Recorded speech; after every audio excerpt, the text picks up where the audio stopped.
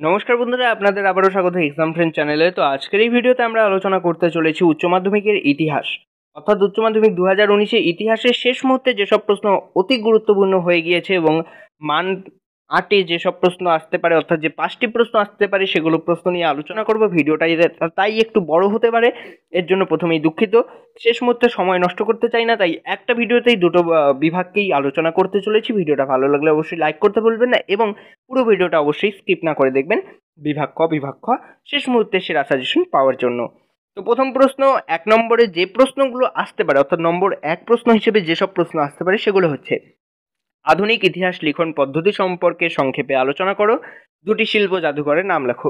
এই প্রশ্নটি কিন্তু অতটা গুরুত্বপূর্ণ নয়, কিন্তু এই ক্ষেত্রে যে এই 1 নম্বরে যে অথবা দুটো প্রশ্ন আসতে পারে, অর্থাৎ এবছর জন্য আসতে পারে এই প্রশ্নগুলোও, সেগুলো কিন্তু খুবই গুরুত্বপূর্ণ। অর্থাৎ হচ্ছে পেশাদারি ইতিহাস বলতে কি বোঝায়, অপেশাদারি ইতিহাসের সঙ্গে পেশাদারি ইতিহাসের পার্থক্য কি, এটা কিন্তু খুব গুরুত্বপূর্ণ। এবং জাদুঘর কাকে বলে, অতীত পুনর্গঠনের জাদুঘরের ভূমিকা আলোচনা করো।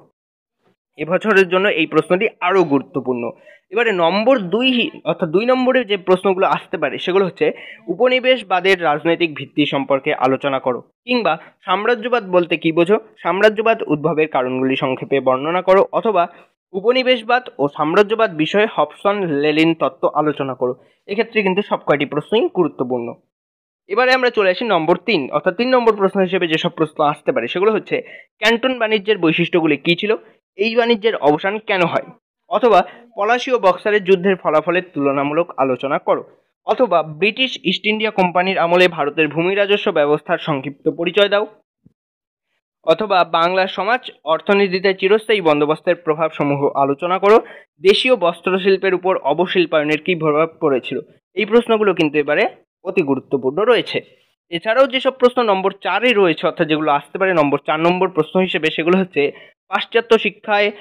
পাশ্চাত্য শিক্ষার প্রভাবে চীন কিভাবে বুদ্ধিজীবী শ্রেণীর উদ্ভব হয়, চীনের তাইপিং বিদ্রোহ সম্পর্কে সংক্ষেপে একটি টিকা লেখো। এবার কিন্তু প্রচুর স্কুলে চীনের তাইপিং বিদ্রোহ সম্পর্কে টিকা টেস্ট পরীক্ষায় এসেছে।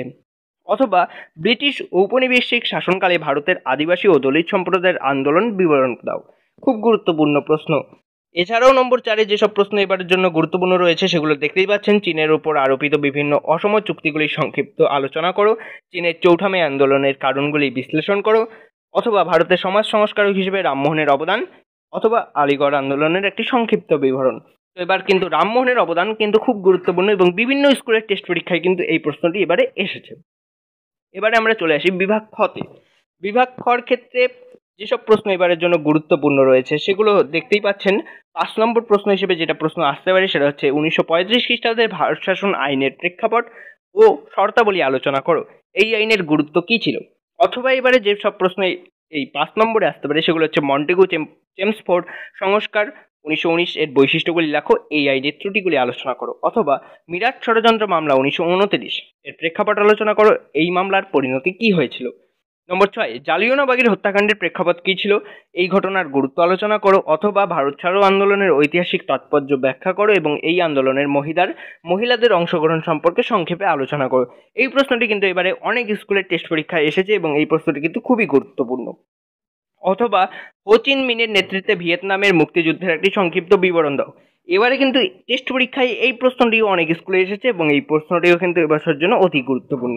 এবারে চলে আসি আমরা নম্বর 7, অর্থাৎ শেষের দিকে আমরা খুব তাড়াতাড়ি এগিয়ে যাচ্ছি।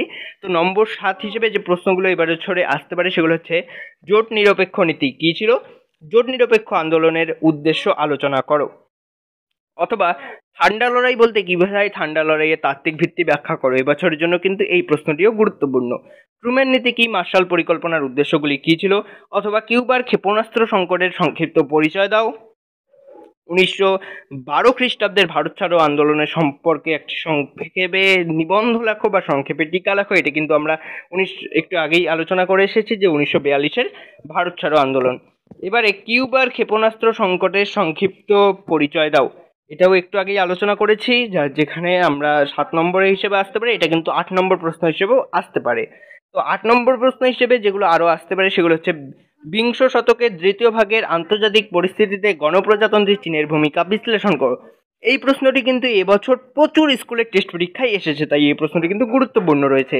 স্বাধীন ভারতের প্রথম 3টি পঞ্চবার্ষিকী পরিকল্পনার লক্ষ্য ও গুরুত্ব আলোচনা করো। এই প্রশ্নটিও প্রচুর স্কুলে এসেছে, তাই এটিও কিন্তু গুরুত্বপূর্ণ রয়েছে। অথবা সার্ক কিভাবে গঠিত হয়েছিল, সার্কের উদ্দেশ্যগুলি কী ছিল। এই প্রশ্নটি কিন্তু এবারে টেস্ট পরীক্ষায় জাস্ট ফাটিয়ে দিয়েছে বলা যেতে পারে, কেননা প্রচুর স্কুলে এই প্রশ্নটি আমি দেখেছি টেস্ট পরীক্ষায় এই প্রশ্নটি এসেছে, তাই কিন্তু এই প্রশ্নটি গুরুত্বপূর্ণ রয়েছে এবং শেষ মুহূর্তে অবশ্যই এই প্রশ্নগুলি দেখে যেতে হবে দুর্দান্ত একটা রেজাল্ট উচ্চ মাধ্যমিক ইতিহাসে করতে হলে। ভিডিওটি কেমন লাগলো অবশ্যই আমাদের কমেন্টে জানাতে ভুলবেন না, এবং পরবর্তী ভিডিওর জন্য, পরবর্তী সাবজেক্টের ভিডিওর জন্য অবশ্যই আমাদের চ্যানেলকে সাবস্ক্রাইব করে রাখবেন এবং সাবস্ক্রাইব করে অবশ্যই বেল আইকনটিকে ক্লিক করে রাখবেন, কেননা বেল আইকনকে ক্লিক করে রাখা আবশ্যক পরবর্তী ভিডিও সবার আগে দেখার জন্য।